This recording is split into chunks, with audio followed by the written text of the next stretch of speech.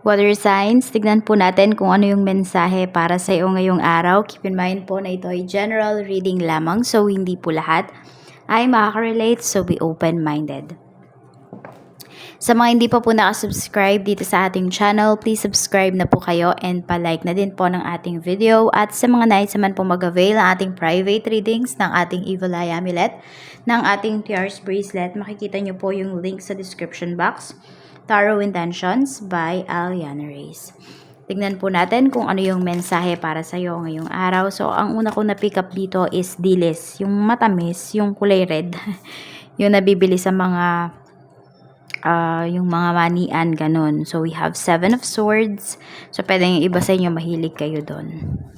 Tignan natin. Or dilis yung ulam ninyo nitong umaga. We have the Chariot. And we have King of Swords. Ayan. So, strict energy yung nakikita ko dito. Pwedeng mataas yung expectations ng family mo pagdating sa'yo. Water signs. Mas yun yung nakikita ko dito. Ayan. And meron din ako nakikita na naglilihim po sa inyo. Or kayo to, pwede ngayon naglilihim na kayo sa inyong family. Or, ayan, basta nagiging malihim na kayo. Mas yun kasi yung pinapakita dito. Pwedeng meron kayong mga pinupuntahan na hindi nyo na sinasabi sa parents ninyo or even sa friends po ninyo. Meron din naman dito is pinapataas ninyo talaga yung knowledge ninyo. Pwedeng may nag-enroll dito or may nagpumasok sa isang, ano ba yun, yung mga trainings, mga ganon. Ayan po. So, very serious din naman kayo ngayon at the same time sa life ninyo or sa growth po ninyo. At gusto mo talaga walang nakakahadlang doon. Kaya tahimik ka na lang ditong kumikilos. Ayan, tahimik mo na lang ginagawa yung mga gawain mo. Kasi before, pwedeng pag nagpapaalam ka or sinasabi mo, laging nakatutol ka agad. Laging parang umaayaw. Yun yung energy. So, tingnan natin kung ano pa yung mensahe para sa'yo pagdating naman sa family.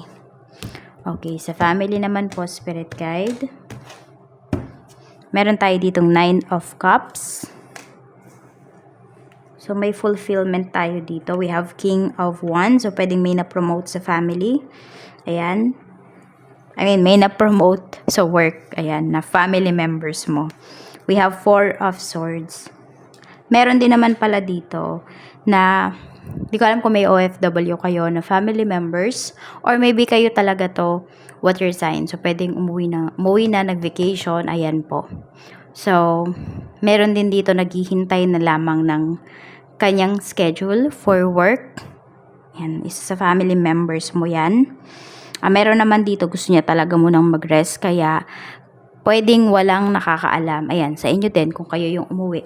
Water signs, walang nakakaalam na umuwi na kayo dito sa Pinas. Gusto niyo tahimik at gusto niyo na yung makapagpahinga talaga kayo kaya pwedeng hindi niyo yan pinaalam kahit kanino. Parang surprise or sekreto lang talaga yung pag-uwi mo. Check natin. Pagdating naman, siguro umiiwas din yung iba sa inyo sa gastos. Kaya ganyan. Sa friends, we have 7 of Cups. And meron tayo ditong Ace of Coins. Hindi ko alam kung ikaw ba yung may inaalok sa kaibigan mo o yung kaibigan mo yung may inaalok sa'yo. We have the World. Okay. So, magiging successful naman to. Oo naman siya sa'yo. Ayan. Pwede kasi ito ay pagdating sa negosyo or may ino-offer siya sa'yo or may binibenta siya sa'yo. Ayan, yung iba po sa inyo ay oo naman kayo or tatanggapin ninyo kung ano man yung ino-offer niya dito. Yung iba naman parang pag-iisipan pa. Kasi nga yung iba sa inyo nagtitipid din talaga kayo. We have Judgment. Could be invitation to. May invitation kayo na ma-receive coming from your friend.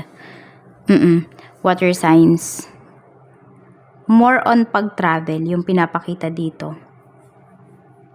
Baka alokin ka niya, baka may opening dun sa trabaho nila. So, pwedeng alokin ka. Or the other way around, baka yung friend mo na yun yung inaalok mo. Check natin pagdating naman sa love life. We have the Emperor. Meron tayo ditong 9 of Coins. Ayan, pagdating to sa love life nyo. And we have 2 of Cups. Meron bang nanliligaw sa'yo dito?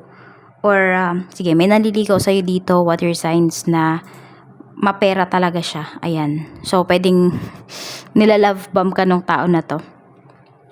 Or pwede rin naman galante lang talaga siya sa'yo. Tapos kung kayo naman yung may nagugustuhan, pwedeng nai-intimidate ka dun sa person mo kasi mas mataas yung status niya in life compare sa'yo. Medyo naiilang ka dito. Or kung meron ka nagugustuhan, hindi mo mapormahan yung tao na yon dahil sa status niyo in life. Okay. Meron naman dito, ayan po, lahat ng gusto mo, sinusunod talaga ng person mo. Bigay talaga lahat.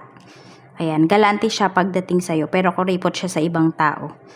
Tignan natin pagdating naman po sa kaperahan. We have the Tower. Meron tayo ditong 10 of coins. At meron tayo ditong 8 of coins. Maganda yung finances mo dito. Kaya lang, may mga changes ka daw na kailangan talagang gawin para mas lumago pa yung pera mo. Tapos meron kang mga kailangang iwan dito ng mga bad habits. Bad habits mo sa pag-handle ng iyong finances. Ayan. Mas magiging matagumpay ka pa at mas, ayan, kung meron kayong ipon dito, ayan po, mas lalago pa yung ipon ninyo. Meron kayong mga goals talaga dito na magagawa po ninyo. Noon, nung wala kayong pera, hindi nyo iniisip yan. Pero ito, ngayon nagkapera na kayo, may mga goals kayo dito or may mga dreams kayo dito na talagang marireach nyo na talaga or gagawin nyo na. Ipo-person nyo na. Sa trabaho, we have the Lovers. Tapos, meron tayo ditong the Moon. May pag-uusap dito. Pwedeng sa inyo lang ino-offer to. We have 8 of Wands. Ayan, merong offer sa'yo dito. At sabi ko nga sa'yo lang ino-offer to pagdating sa trabaho. Kaya lang yung iba sa inyo medyo nako-confuse kayo. Pero wala naman ako nakikita na pag-alis pagdating sa work. May confusion lang talaga kayo na nararamdaman. Ayan, 5 of Wands. Siguro mas more on, may tinitignan ka dito kung makaka-work mo pa yung isang tao. Siguro yun siya lang yung iniiwasan mo dun sa trabaho. Kasi hindi talaga, parang hindi kayo magka-vibes ng tao na to. Ayan, so parang siya lang yung iniiwasan mo dito. Kung may ino-offer sa'yo tapos makakatrabaho mo pa yung tao na to, parang medyo aayaw ka dun sa ino-offer sa'yo pagdating sa trabaho. Ewan ko, parang hindi mo talaga kasi matake yung ugali ng taong to. Could be a fire signs. Okay, meron din tayo ditong Libra at meron tayo ditong Scorpio. Ayan po yung mga signs. Tignan natin sa negosyo.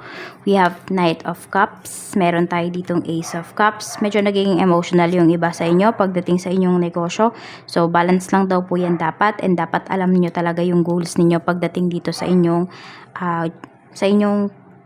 trabaho, sa inyong negosyo, 'di ba? Dapat mayroon kayo ditong goals. Hindi pwede na nag-business lang kayo kasi kasi gusto niyo tumulong. Pwede 'yon, pero wag 'yun yung maging main main reason niyo kasi gusto niyo tumulong. Unahin niyo munang tulungan yung sarili ninyo. Water signs.